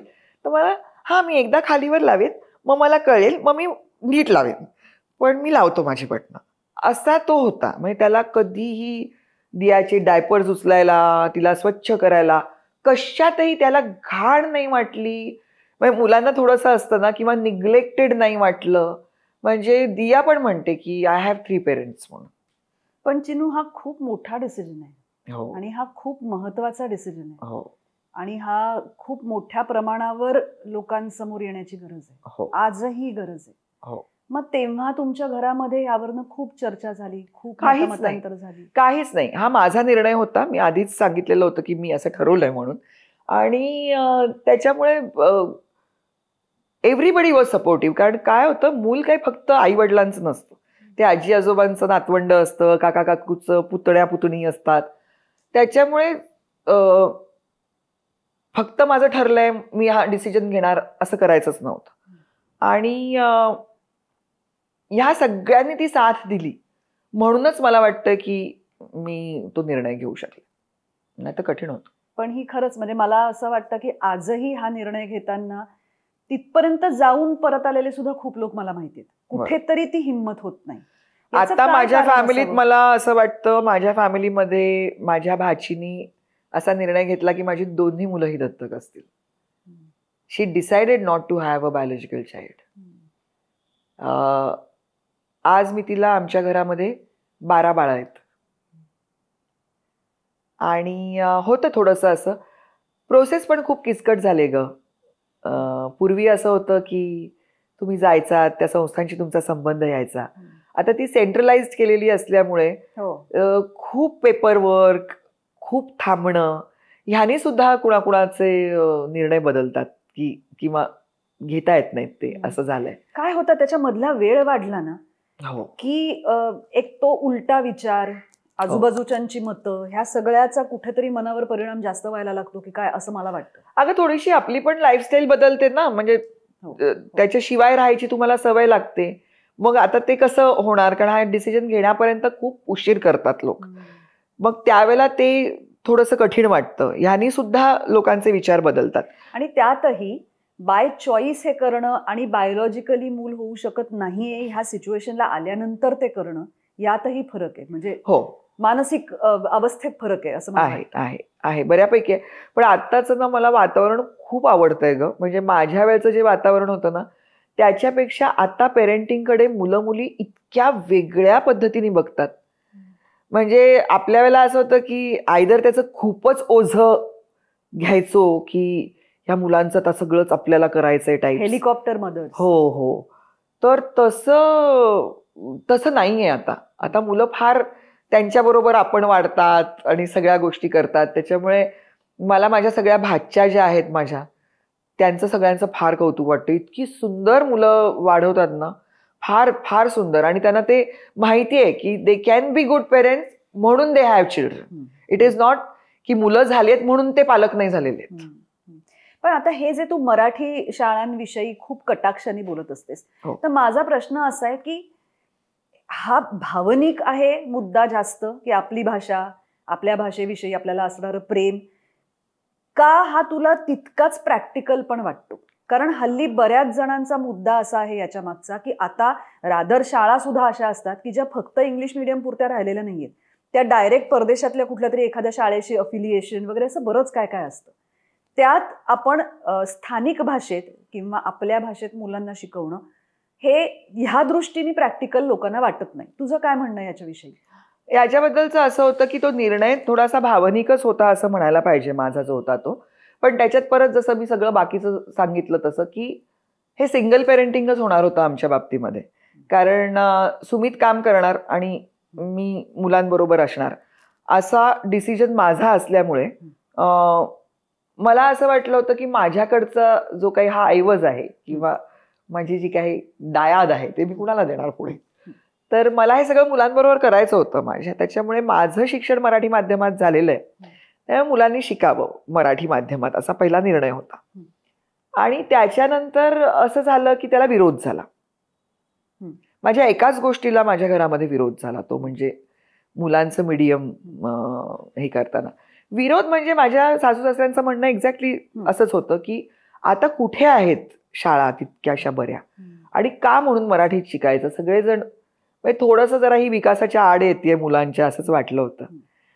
तर त्यावेळेला मग मी आईकडे गेले होते आणि आईला मी म्हटलं होतं की आई असं आहे आणि माझा निर्णय तर हा असा आहे, मला वाटत नाही की मी अयोग्य निर्णय घेते, पण मला त्याला जरा एक बळकटी येईल, पुष्टी येईल, ह्याच्यासाठी तू थोडीशी मदत कर. तर तिने त्यावेळेला काय असं आपल्याकडे ते गुगलवरती सर्च करून लेख मिळत आहेत असं नव्हतं, तर तिने मला दिलं तशा पद्धतीचं मटेरियल की आणि हे शास्त्रीय आहे, अत्यंत शास्त्रीय आधार असलेली ही गोष्ट आहे की तुम्ही घरामध्ये जी भाषा बोलता, जी तुमची मातृभाषा आहे, परत तुमची परिसर भाषा ही तीच आहे. म्हणजे असं नाही की तुम्ही एक गुजराती कुटुंब आहात आणि तुम्ही मुंबईत राहताय, की तुझ्या घरात गुजराती बोलली जाते आणि बाहेर जी भाषा आहे ती मराठी आहे, असं नाही. तुमचीच मातृभाषा, तुमची परिसर भाषा सुद्धा आहे. तुम्ही त्याच राज्यामध्ये आहात. त्यावेळेला हा शिक्षणाची जी ही सगळी प्रक्रिया आहे ती अत्यंत सहज साध्य अशी होते आणि त्याच्यामुळे ती आनंददायी होते की तुम्हाला. आणि परत जो हा सगळ्यांचा मुद्दा असतो ना की कॉलेजमध्ये जेव्हा तो मुलगा जाईल तेव्हा तो मागे पडेल, त्याला ते इंग्रजी सगळं अंगावरती येईल. पण त्यावेळेला आपण हा नाही विचार करत की त्यावेळेला तो एक शाळेतून 10वी होईपर्यंत तो एक 16 वर्षाचा झालेला असतो. तो आत्तापर्यंत शिकायचं कसं हे तो शिकलेला आहे. आपल्याला न येणाऱ्या विषयाला कसं आपण सामोरं जायचं ह्याची सगळी त्याची सिस्टीम त्याला कळली आहे, ती प्रक्रिया त्याला कळली आहे. त्यावेळेला त्याच्याकडे एक परकीय भाषा कुठली तरी जी त्याची नाहीये ती त्याला, बरं त्याचाही गंध त्याला आलेला आहे ह्या सगळ्या दिवसांमध्ये त्याच्या शिक्षण प्रणालीमध्ये. त्यावेळेला त्याचं मन, शरीर, बुद्धी, भावना सगळं तयार झालंय तो स्ट्रेस घ्यायला. जेव्हा तुम्ही 2 वर्षाचं मूल त्या प्ले स्कूलला जेव्हा पाठवता आणि तिकडच्या सगळ्या बायका त्याच्याशी इंग्रजीमध्ये बोलतात, तेव्हा त्याचं शरीर तयार नाहीये, त्याची बुद्धी तयार नाहीये, त्याचं मन तयार नाहीये. त्यावेळेला केवळ तो घरी येऊन सांगू शकत नाही की मला तो ताण येतोय म्हणून तुम्ही असं समजता की तो ताण नाहीच येत त्याच्यावरती. पण तेव्हा तो मुलगा येऊन तुमच्याशी डिस्कस करणार आहे की त्याला कसा त्रास होतोय, तर ते तुम्हाला नकोय म्हणून तुम्ही त्याची तजवीज आत्ता करताय. तर ताण येणारच आहे दोन्ही वेळेला. तर मला असं वाटतं की तो ताण, मला असं वाटतं की माझ्या मुलींनी जेव्हा ते शारीरिक दृष्ट्या आणि मनाने सुदृढ आहेत तेव्हा त्यांनी तो ताण सहन करावा. आत्ता त्यांनी सहन करू नये, इतका साधा हिशोब होता तो. आणि त्याच्यातून मुलं तिथे शिकली आणि मला खूप बरं वाटतं. कारण आपण असं का ठरवतो की ते डॉक्टर्स आणि इंजिनियर्सच होतील, बरोबर, किंवा ते कॉर्पोरेट वर्ल्डमध्येच जातील. तो कदाचित शास्त्रीय संगीतज्ञ होईल किंवा तो माझ्यासारखा ऍक्टर होईल. तर तो जर तो होणार असेल तर त्याला त्याच्या विचारांची, मनांची, भावनांची भाषा ही जर एकजिन्सी असेल तर त्याच्यासाठी ते जास्त चांगलं आहे. आणि नीरजचं तसंच झालं, तो पियानिस्ट झाला, दिया सिनेमॅटोग्राफर झाली.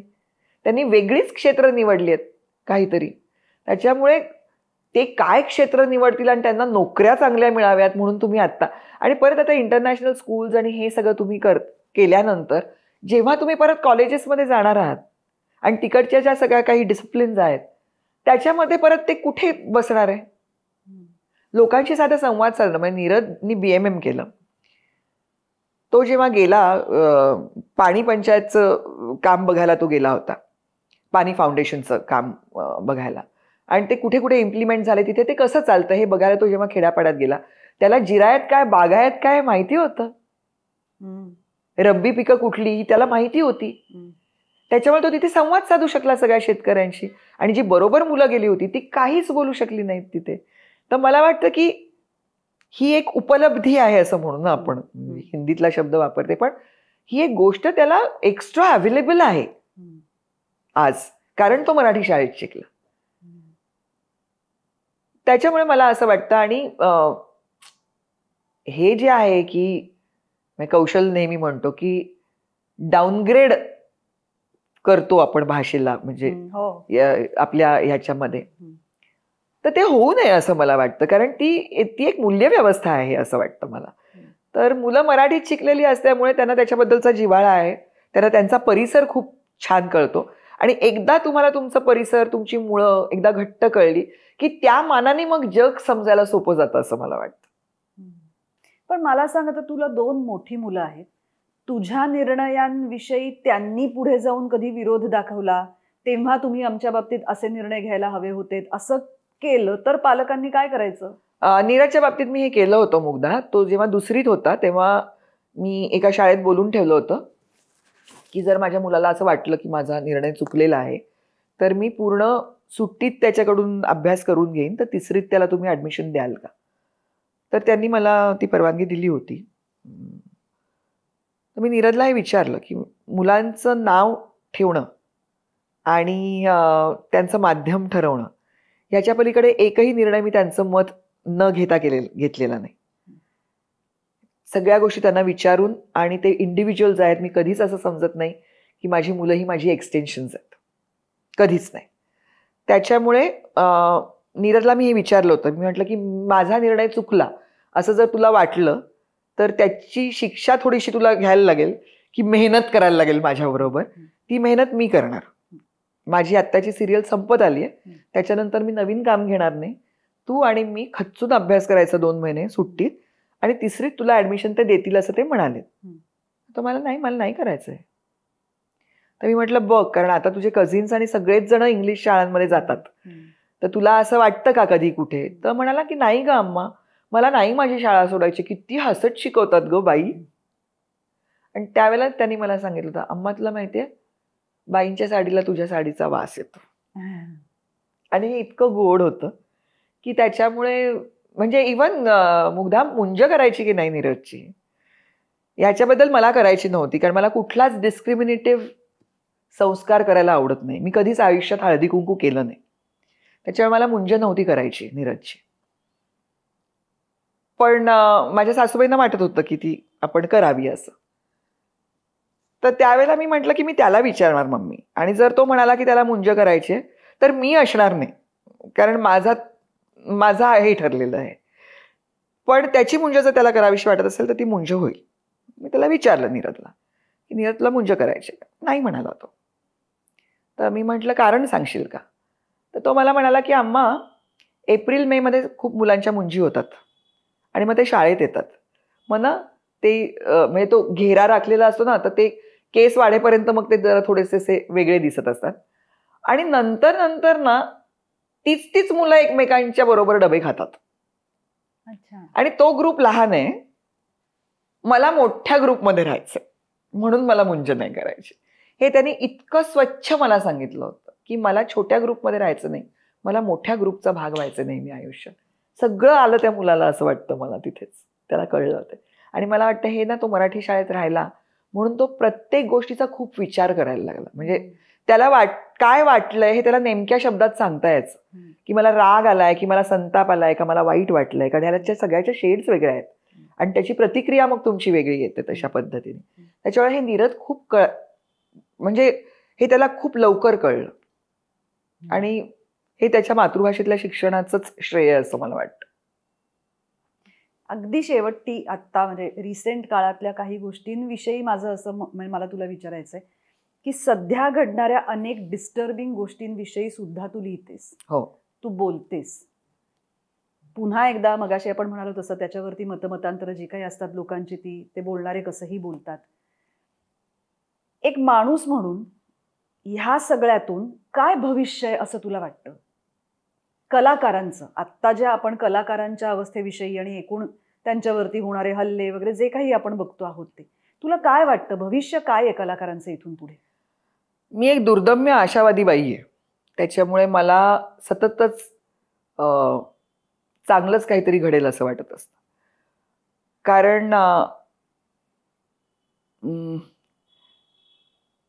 जेव्हा आपण संघर्ष करत असतो एखादा, त्याच वेळेला एखाद्या गोष्टीची रचना पण होत असते असं मला नेहमी वाटतं. आणि त्याच्यामुळे आत्ता जर हे हल्ले होत असतील, हे हल्ले होत होते आधीही, सगळं हशहश होत. तो हल्ला व्हायचा, तेवढ्या पुरतं थोडंसं वातावरण ढवळून निघायचं आणि मग परत ते शांत व्हायचं. पण आत्ता ज्या प्रमाणावरती ते गोष्टी वाढतायत तसे लोक बोलूही लागलेत. त्याच्यामुळे आता हे अशा पद्धतीचे हल्ले करणं, लोकांना गप्प बसवणं, हे जसं थोड्या दिवसांपूर्वी सहज साध्य होतं त्या लोकांना, तसं आता ते राहणार नाहीये पुढच्या काळात. कारण लोक आता अवेअर होऊ लागलेत. कारण